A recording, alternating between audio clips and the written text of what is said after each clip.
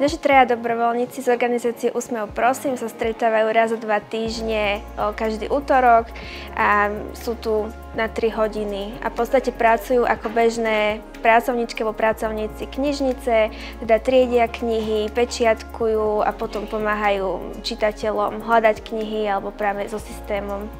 Myšlienka vznikla vlastne na Deň Downovho syndromu, kedy sme premýšľali, že čo urobiť ináč, aby sme tú inklúziu robili nielen platonicky, slovne, ale niečo reálne. Tak vlastne sme sa spojili s Úsmev prosím a vymysleli sme to, že tí chalani prídu ku nám ako dobrovoľníci na 2 hodiny pracovať. A im sa to tak veľmi zapáčilo a nám sa to tak veľmi zapáčilo, že sme sa rozhodli, že budú chodiť pravidelne, budú mať dobrovoľníckú zmluvu a budú vlastne naši kolegovia.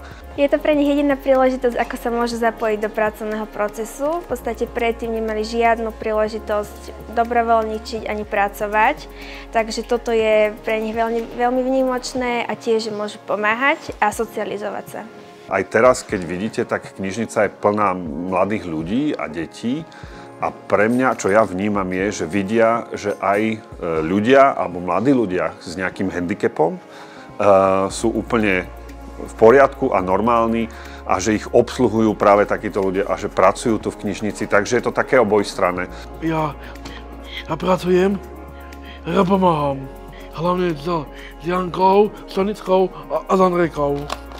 Oškrnujem si knižky a ak to povedala, a rád tie knižky.